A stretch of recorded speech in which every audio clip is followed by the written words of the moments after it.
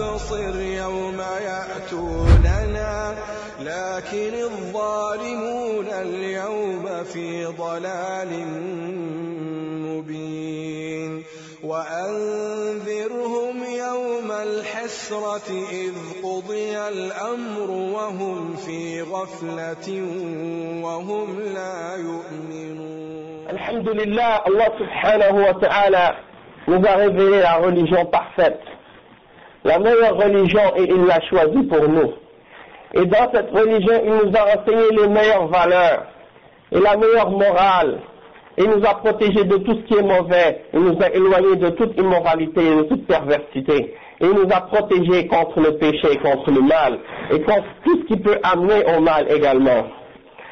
Et donc, alhamdulillah, parmi les règles de cet islam, parmi les règles de la charia, Allah subhanahu wa ta'ala, il nous a ordonné, il a ordonné à nos femmes de se couvrir correctement et de porter un hijab ou un djilbab si on veut, si on veut utiliser les termes qui sont mentionnés dans le Coran.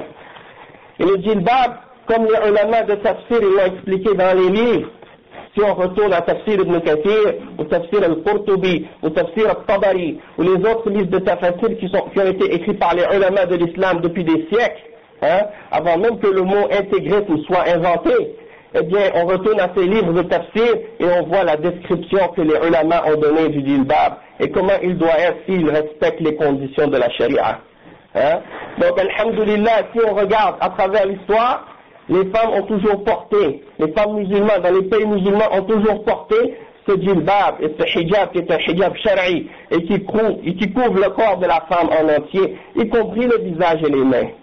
Et c'est uniquement depuis la colonisation qu'on a vu apparaître des formes de hijab qui s'éloignent de plus en plus du hijab qui a été ordonné par Allah subhanahu wa ta'ala et qui est mentionné tel qu'il est dans la sunna. Donc il est très important pour nous d'apprendre et de comprendre les règles de notre religion.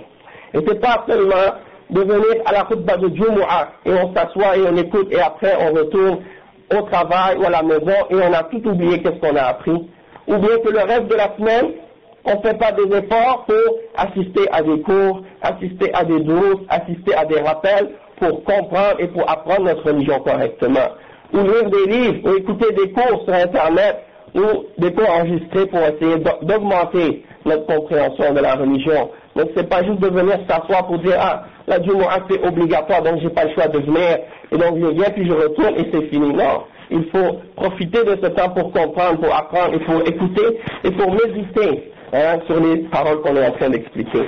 Donc comme je dis, les kuffars sont venus dans les pays musulmans et ils ont colonisé les pays musulmans et ils ont fait en sorte à ce que la femme musulmane laisse petit à petit les règles de son hijab et les règles du djilbab. Et la première chose qu'ils ont combattue lorsqu'ils sont rentrés dans les pays musulmans, c'est que la femme musulmane couvrait son visage. Et c'est la première chose qu'ils voulaient. Et au début, ils ne parlaient pas d'autre chose que de ça. Ils disaient, on ne veut pas enlever à la femme son voile au complet, son djilbab ou sa robe au complet. On veut juste qu'elle enlève son niqab. Et après, c'est fini. On ne va pas demander d'autre chose. Et qu'est-ce qui est arrivé après? Elles ont découvert leur visage et après, elles ont commencé petit à petit à enlever le reste. Et là, qu'est-ce qu'on a vu apparaître depuis quelques temps? On a vu apparaître que la femme, elle commence petit à petit à revenir au hijab original. Et elle commence maintenant à revenir à vouloir couvrir son visage. Et qu'est-ce qu'on a vu dans les médias occidentaux en premier? C'était pas le combat du niqab ou le combat contre le fait de couvrir le visage en premier.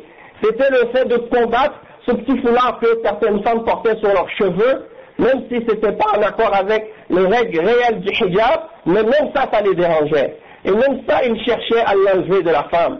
Le petit foulard qu'elle porte sur ses cheveux qui ne respecte même pas les conditions et les règles du hijab dans l'islam, parce qu'elle ne le porte pas correctement, parce que c'est quelque chose qui est une décoration plus que quelque chose d'autre, et en même temps, avec ça, elles vont porter un jean, ou bien un petit chandail, une petite tunique, qui dévoile ou qui montre les formes et les parures de la femme.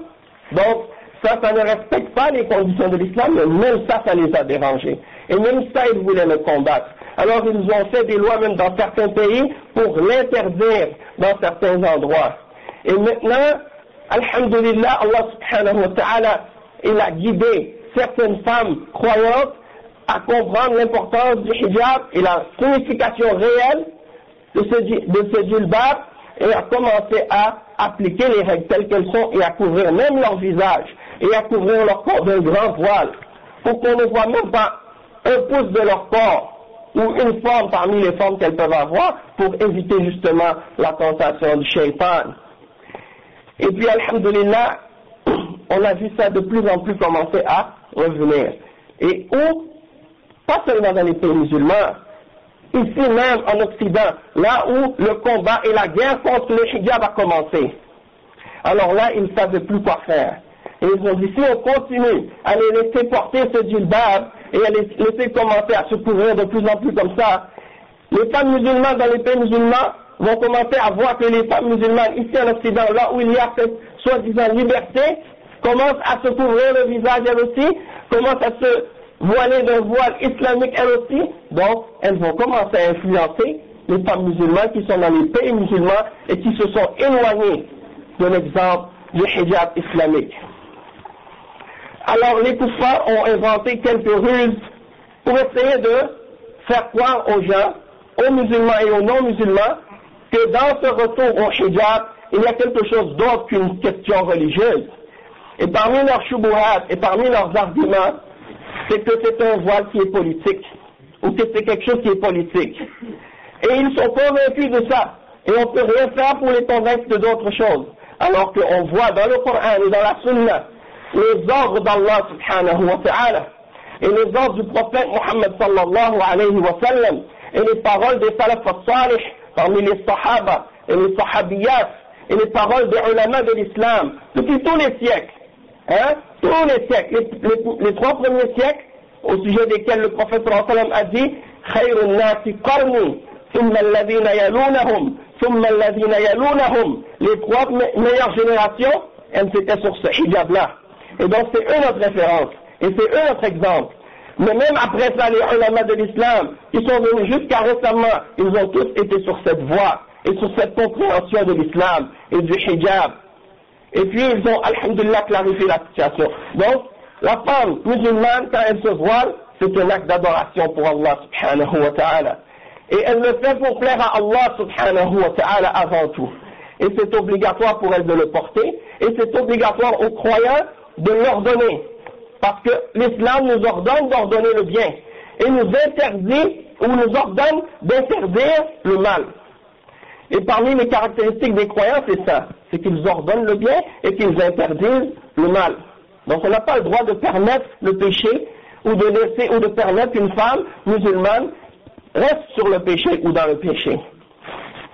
Un autre exemple aussi, qui est important de comprendre, certains jouent avec la question de la majorité et de la minorité. Et ils disent, les femmes qui se couvrent le visage, c'est une minorité. Et donc, il ne faut pas se baser sur ce petit groupe-là. La majorité des savants, elles disent, par exemple, ils disent que c'est pas obligatoire. Ou bien ils disent que de couvrir le visage, c'est pas obligatoire. Et nous, on sait, alhamdulillah, qu'il y a une divergence d'opinion entre les ulama de l'islam au sujet de la question du visage.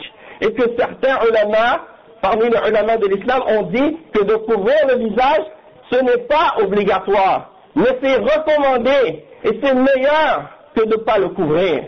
Tandis qu'il y a d'autres parmi les ulama qui ont dit, non, c'est une obligation.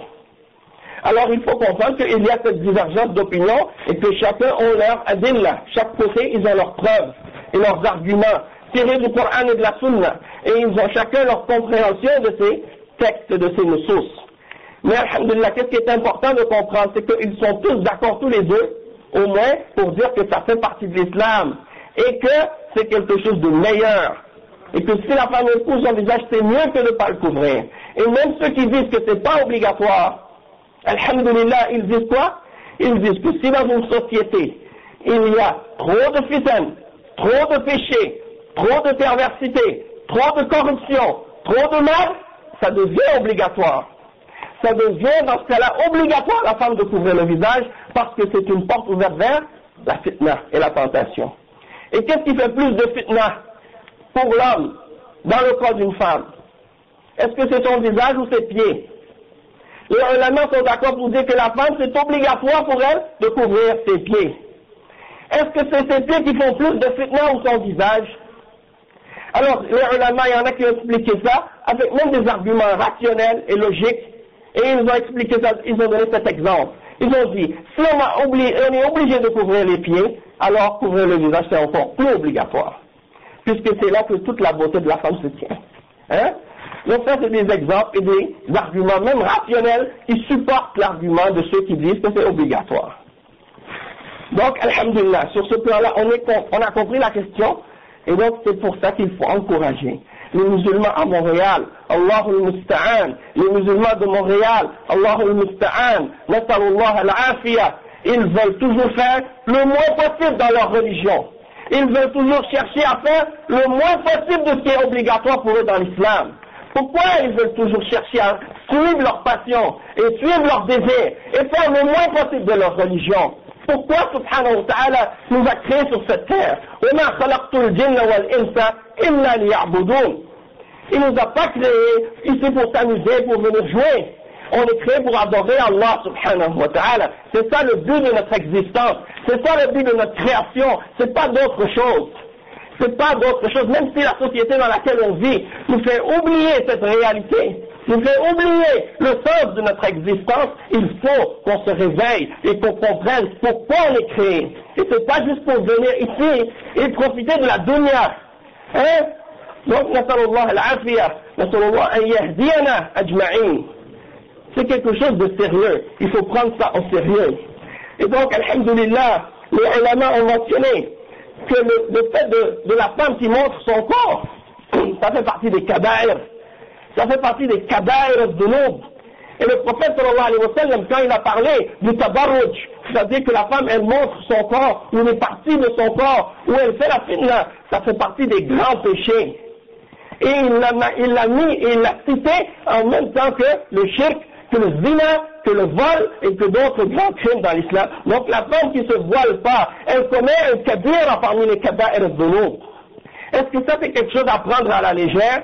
Est-ce que ça c'est quelque chose qu'on doit dénigrer, qu'on ne doit pas donner d'importance? Il y en a parmi les musulmans, nasallallahu al-afiyah, ils disent au kuffar, mais non, nous on vient, on veut s'intégrer, on veut devenir comme vous, et le hijab c'est pas important dans l'islam, c'est un détail. Ça fait partie des kabaïr. Si la femme ne le porte pas, elle commet un grand péché. Nasallallahu al-afiyah. Elle est menacée de l'enfer. Donc c'est un grave péché qu'elle fait. Donc il ne faut pas prendre ça à la légère. En plus, c'est une malédiction quand la femme ne supporte pas son hijab. C'est une la'na. Et le prophète sallallahu alayhi wa sallam, il a dit, dans le hadith, il a dit, il'anuhunna fa'innahunna mal'unat. Mauditez-les, car elles sont maudites. Donc, est-ce qu'on va prendre ça à la légère? Tu laisses ta femme, tu laisses ta fille, elle est maudite par Allah, elle est maudite par le prophète sallallahu alayhi wa sallam, elle est maudite par les mu'minins. Est-ce qu'on accepte ça pour notre famille? Est-ce qu'on accepte ça pour nos femmes? Est-ce qu'on accepte ça pour nos filles? Est-ce qu'on accepte al-la'na? Même si ça plaît pas à certains, la vérité c'est la vérité, il faut la dire. Que ça plaît ou que ça plaît pas. Et le prophète sallallahu alayhi wa sallam, il a dit qu'il y aura des femmes qui vont venir à la fin du temps. Et il les a décrits. Ce sont des femmes kassiyat, ariyat.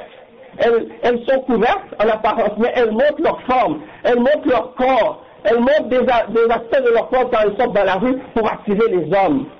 C'est ça qui fait leur affaire, c'est ça qu'elles veulent. Et donc ça c'est très dangereux.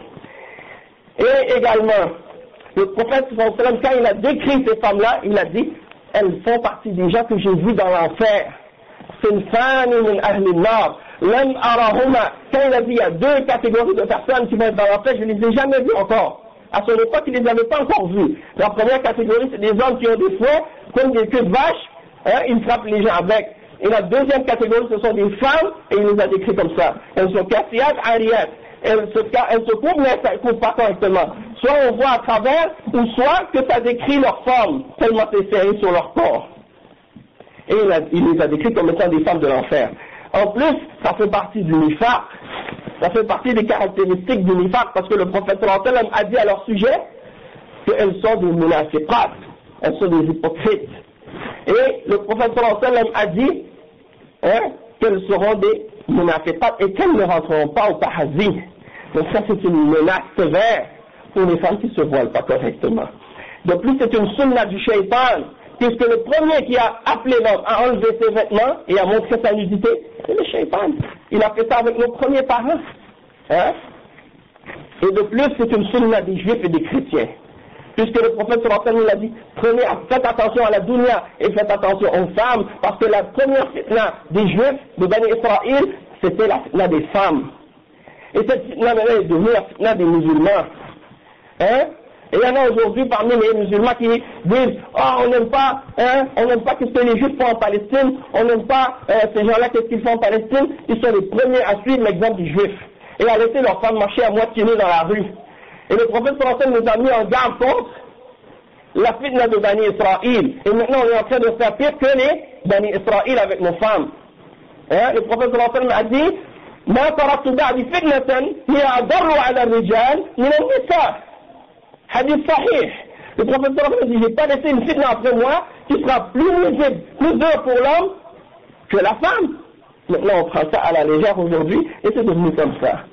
Donc il faut se réveiller, il faut prendre les choses au sérieux, il faut apprendre notre religion, pas juste pour la théorie, mais aussi pour l'application, parce que c'est une religion d'application.